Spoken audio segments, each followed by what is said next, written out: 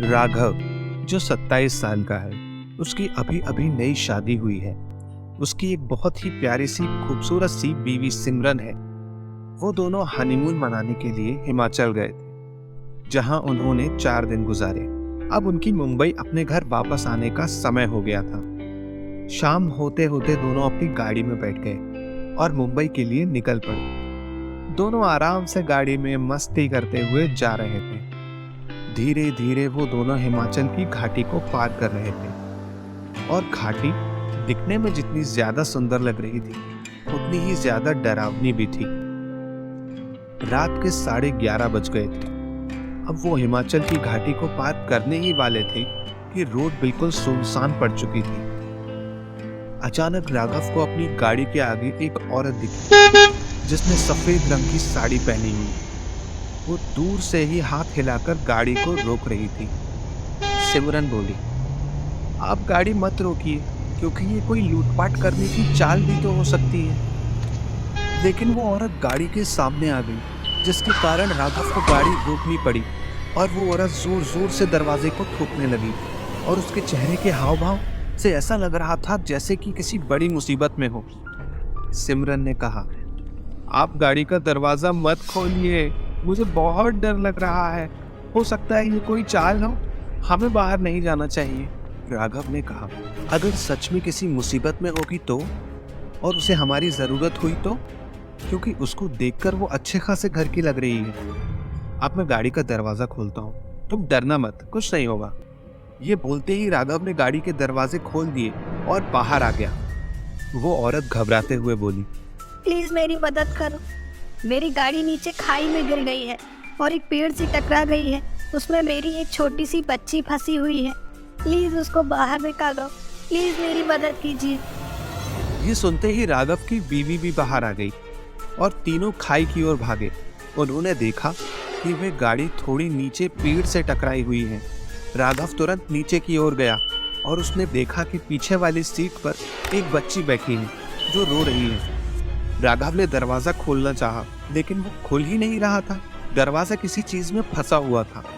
बहुत कोशिश की, तब जाकर वो दरवाजा खुला। राघव ने उस बच्ची को बाहर निकाला और अपनी गोद में रख लिया, लेकिन वो बच्ची अभी भी रोए जा रही थी और मम्मी मम्मी कह रही थी। तभी अचानक राघव की नजर आगे वाली ड्राइविंग सीट पर गई, जहां उसे कोई बैठा हुआ लगा। लेकिन आगे वाली गाड़ी का शीशा धुंधला था, साफ नजर नहीं आ रहा था। राघव ने अपने कपड़े से उसे साफ किया। फिर उसके बाद जो राघव ने देखा, उसे देखकर उसकी पैरों तले जमीन खिसक गई। उसको तो विश्वास ही नहीं हो रहा था। उसने देखा कि आगे वाली सीट पर कोई और नहीं, बल्कि बच्ची की माँ थी, जो कि मदद मांगने के लिए राघव को बुलाने आई थी। उसने देखा उस औरत के माथे से खून निकल रहा है और उसकी मौत हो चुकी है। राघव की पत्नी उसकी हालत देखकर तुरंत से उसके पास आई और वो भी ये मंजर देखकर हैरान हो गई। ये देखते ही राघव और उसकी पत्नी ने पीछे की ओर देखा, जहां वो औरत खड़ी थी, लेकिन अब वहां कोई नहीं था। अब दोनों को समझ में आ गया कि वो औरत कौन थी। फिर उन दोनों ने उस बच्ची को अपने साथ ले लिया। तो दोस्तों, इसी के साथ ये कहानी खत्म होती है। अब आप भी समझ गए होंगे कि वो औरत कौन थी जो राघव के पास मदद लेने गई थी। ये माँ की ममता है, जो मरने के बाद भी अपने बच्चे को बचाने के लिए एक आत्मा बनकर आई थी।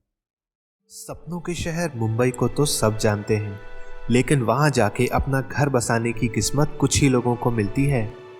इसलिए जब प्रियांक को सपनों की माया नगरी में नौकरी करने का मौका मिला, वो खुशी से झूम उठा।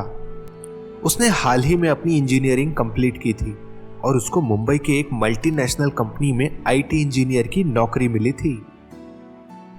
धीरे धीरे वक्त के साथ उसकी मेहनत और लगन को देखते हुए उसको प्रमोशन भी मिल गया और उसकी शादी उसकी मनपसंद लड़की से भी हो गई। स्नेहा दिखने में जितनी सुंदर थी, उसके गुण उससे भी अच्छे थे, लेकिन उन दोनों में बस एक ही चीज को लेके झगड़ा हुआ करता था। वो लोग जिस घर पे रह रहे थे, वो बस एक 1 BHK का फ्लैट था और उसका रेंट बहुत ज्यादा था। मुंबई जैसे शहर में यही बहुत बड़ी चीज है। ये प्रियांक हमेशा स्नेहा को समझाने की कोशिश करता, पर स्नेहा उसकी एक न सुनती। प्रियांक की कंपनी में उसके साथ ही अंकित नाम का लड़का काम करता था। एक दिन दोनों चाय पीने बाहर जा रहे थे और अंकित काफी परेशान लग रहा था। प्रियांक ने पूछा, भाई तुम इतने परेशान क्यों हो? अंकित ने कहा, भाई क्या बताऊं तुम्हें, मैंने और मेरे परिवार ने पिछले महीने ही जुहू बीच के पास एक घर रेंट पे लिया है, पर जब से हम वहां शिफ्ट हुए हैं तब से सबकी लाइफ में कुछ ना कुछ अनहोनी हो रही है, ऐसा मेरी माँ का मानना है। अब मैंने उसकी पूरी सिक्योरिटी डिपॉजिट 1 लाख रुपए की दी हुई है और मैं 6 महीने तक वो घर छोड़ भी नहीं सकता। रोज रोज घर पे इसी बात को लेके बहुत झगड़ा हो रहा है यार। मुझे एक और घर मिला भी है, लेकिन मुझे सिक्योरिटी एडजस्ट करने के लिए कुछ तो करना पड़ेगा। ये सुन के प्रियांक हंसने लगा और उससे बोला, क्या यार, कहाँ तुम इस जमाने में ऐसी बातों पर विश्वास कर रहे हो? जुहू बीच के पास अगर किसी को घर मिला हो तो उसको इस चीज की खुशी होनी चाहिए, और तुम बोल रहे हो कि अनहोनी हो रही है। अच्छा मजाक था वैसे। तभी प्रियांक के दिमाग में एक आइडिया आया। उसने सोचा, क्यों ना वो अंकित को सिक्योरिटी डिपॉजिट देके घर का रेंट एग्रीमेंट अपने नाम पे कर ले, और इससे स्नेहा भी काफी खुश हो जाएगी। उसने अपनी मन की बात अंकित को बताई और अंकित को ये सुझाव बहुत पसंद आया। उसने कुछ ही दिनों में अपने घर की चाबी प्रियांक को दे दी और उससे सिक्योरिटी डिपॉजिट भी ले ली। प्रियांक ने स्नेहा को सब बातें बताई और स्नेहा की खुशी 7वें आसमान पे थी। तो आखिरकार वो टाइम आ ही गया जब स्नेहा और प्रियांक अंकित के जुहू वाले फ्लैट पर रहने के लिए आए। अंकित का फ्लैट सच में ऐसे जगह पे था मानो जैसे किसी हॉलिडे डेस्टिनेशन पे आए हो। बालकनी खोलते ही समंदर का हसीन नजारा और सनराइज की पहली किरण उस घर के बेडरूम में आ रही थी। दोनों काफी खुश हो गए और ये सोचने लगे कि कब ऐसे खूबसूरत लोकेशन पे उनका खुद का घर होगा। 2 दिन बीत गए। स्नेहा और प्रियांक को उस घर पे कुछ भी अजीब नहीं फील हो रहा था। दूसरे ही दिन दोनों ने ये बात अंकित को कॉल करके बताई और वहां उनको कोई भी परेशानी नहीं हो रही थी। अंकित ने भी ये सुन के चैन की सांस ली।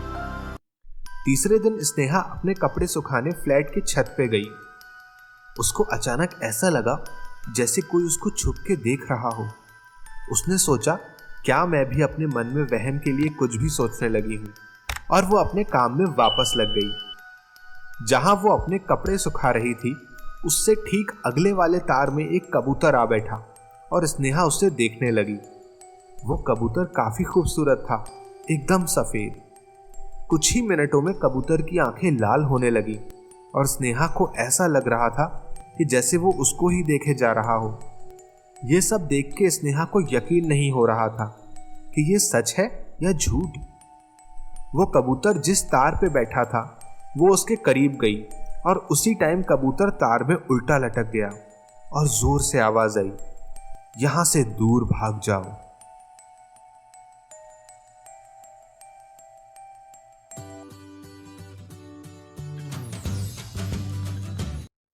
आज की ये कहानी राहुल के माँ और पिता के साथ करीब आज से 36 साल पहले घटी सर्दी की एक रात की घटना पर आधारित है। राहुल के डैड राजेश एक ऐसे काम से जुड़े हुए थे जिसके कारण उन्हें हफ्ते में कम से कम 2 बार अपने कोलकाता के घर को छोड़ दुर्गापुर जाना पड़ता था। उनकी कंपनी ने उनके लिए दुर्गापुर में एक गेस्ट हाउस फिक्स कर रखा था जिसमें उनके लिए अलग से एक कमरा था। वो जितनी बार भी दुर्गापुर जाते उस गेस्ट हाउस के उसी कमरे में ठहरते जिसकी खिड़की खोलने पर सामने वाले का दिल दहल जाए। गेस्ट हाउस के उस रूम की खिड़की खोलते ही सामने का नजारा एक कब्रिस्तान का था।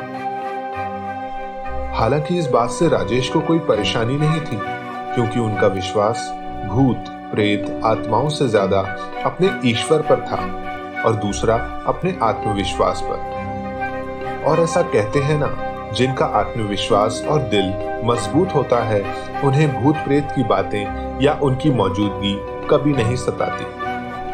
इस गेस्ट हाउस में आज तक अनगिनत हादसे हुए और तो और इस गेस्ट हाउस का मैनेजर यहाँ आने वाले हर गेस्ट को शाम 5 बजे के बाद खिड़की खुली न रखने की वार्निंग भी देता है, जो राजेश कभी नहीं मानते थे।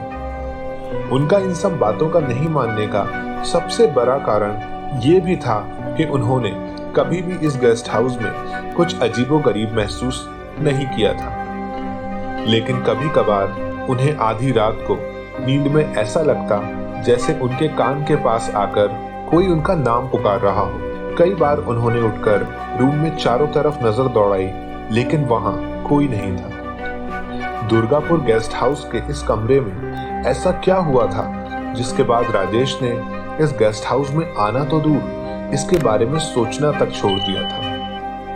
हर बार की तरह राजेश अपने काम के सिलसिले से कोलकाता से दुर्गापुर गए, लेकिन इस बार वो अकेले नहीं थे। इस बार उनके साथ उनकी पत्नी लक्ष्मी और 4 साल का बेटा राहुल भी उनके साथ गया। गेस्ट हाउस में घुसते ही वहां के मैनेजर ने उनका स्वागत एक लंबी सी मुस्कान से करा, क्योंकि राजेश यहाँ हमेशा आते रहते थे। उनकी जान पहचान यहाँ के सारे लोगों से बहुत ही अच्छी थी, क्योंकि वो सारे लोगों से किसी दोस्त की तरह मिलते थे। मैनेजर ने बातों ही बातों में सजेस्ट करा कि इस बार राजेश किसी और कमरे में ठहरे, ना कि उसमें जिसमें वो हमेशा ठहरते थे। राजेश ने मैनेजर की एक न सुनी और उससे हंसते हुए कहा कि उन्हें उसी कमरे की चाबी दे जिसमें वो हमेशा रहते हैं। अजीब सी कश्मकश वाली परिस्थिति में मैनेजर ने वो चाबियां तो दे दी राजेश को, लेकिन साथ ही लक्ष्मी से एक छोटी सी गुजारिश करी। उसने कहा कि शाम 5 बजे के बाद खिड़की खुली ना छोड़े और हो सके तो किसी भी समय खिड़की के सामने खड़े होकर अपने बाल ना बनाए। ये चेतावनी मैनेजर हर गेस्ट को देता था, लेकिन आज उसे एक अजीब सा डर लग रहा था, क्योंकि पहली बार राजेश अपने परिवार के साथ यहाँ आए थे और वो नहीं चाहता था कि उनके साथ कोई भी दुर्घटना घटित हो। कमरे में चेक इन करने के बाद राजेश अपने काम से बाहर चले गए और लक्ष्मी अपने 4 साल के बेटे को कमरे में छोड़ खुद नहाने चली गई। नहाकर जब वो बाहर निकली तो अपने बाल सुखाने के लिए उन्होंने खिड़की खोली और खिड़की खोलते ही सामने का दृश्य उनकी आंखों के सामने था। दृश्य देखकर उनकी आंखें फटी की फटी रह गईं। जितनी दूर लक्ष्मी की नजर गई, उन्हें बस कब्र ही कब्र दिखाई दे रही थी। इस दुर्गापुर गेस्ट हाउस के पीछे एक कब्रिस्तान था। जिंदगी के बाद की इस सच्चाई को देख लक्ष्मी बहुत डर गई थी। उन्होंने तुरंत खिड़की बंद करी और अपने 3 साल के बेटे राहुल को लेकर पलंग पर बैठकर उस भयावह स्थिति में अपने पति के आने का बेसब्री से इंतजार करने लगी। शाम करीबन 6 बजे राजेश अपने काम से लौटे। उनको देखकर लक्ष्मी की सांसों में सांस आई। उन्होंने अपने हस्बैंड से रिक्वेस्ट करा कि वो मैनेजर से बात करके अभी के अभी रूम चेंज करें, क्योंकि इस रूम की खिड़की के ठीक सामने कब्रिस्तान है, जिसका एक दृश्य शायद रात भर उन्हें सोने ना दे। राजेश ने अपनी बीवी को बताया पिछले 5 साल से जब जब वो दुर्गापुर आए हैं इस गेस्ट हाउस के इसी कमरे में ठहरे हैं, और दिलासा दिया कि आज तक उनके साथ ऐसा कोई हादसा नहीं हुआ जो उन्हें इस बात से डरा दे। बहुत समझाने के बाद लक्ष्मी कन्विंस हो गई और आज की रात इस कमरे में बिताने का फैसला किया। पर इन सबके बीच राजेश से एक बात छुपाई कि चेतावनी के बावजूद लक्ष्मी ने ना तो सिर्फ खिड़की खोली, बल्कि वो वहां खुले बालों में कुछ देर के लिए खड़ी भी थी। उस रात करीबन 11 बजे राजेश की नींद को उन्हीं के रूम से आ रही एक अजीब सी आवाज ने तोड़ दिया। उन्होंने उठकर देखा तो पाया कि उनकी बीवी लक्ष्मी के बाल हवा में थे, मानो कोई अदृश्य शक्ति उन्हें अपनी ओर खींच रही हो, और खुद को बचाने के लिए लक्ष्मी टेबल के एक कोने को पकड़ी हुई है और डर के कारण उनके गले से कोई आवाज भी नहीं निकल पा रही। एक पल को तो राजेश को अपनी आंखों पर विश्वास ही नहीं हुआ, लेकिन फिर उन्होंने हिम्मत जुटाकर अपनी बीवी का हाथ पकड़ उसे खींचने की पूरी कोशिश की। उनकी ये कोशिश नाकामयाब हो रही थी, क्योंकि वो शक्ति बहुत ज्यादा शक्तिशाली थी जो लक्ष्मी को इस कमरे से बाहर की ओर घसीट रही थी। राजेश ने जोर जोर से मदद की गुहार लगाना शुरू कर दी और कुछ ही पलों में उस गेस्ट हाउस के अगल बगल के कमरे के लोग और मैनेजर भी आ गए। सबने मिलकर बहुत मुश्किल से लक्ष्मी को बिस्तर पर लिटाकर उनके हाथ पांव बांधे। इस हालत में भी लक्ष्मी के शरीर के अंदर ना जाने कैसे अद्भुत शक्ति थी जो उस पूरे पलंग को हिलने पर मजबूर कर रही थी। इस हालत में लक्ष्मी बस एक ही बात बार बार कही जा रही थी कि कोई मुझे मारना चाहता है और वो मुझे मौत की ओर घसीट रहा है। राजेश काफी साहसी इंसान थे।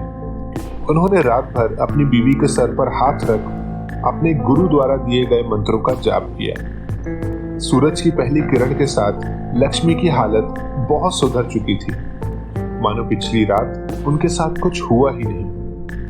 बस उनके शरीर में एक अजीब सी थकान थी।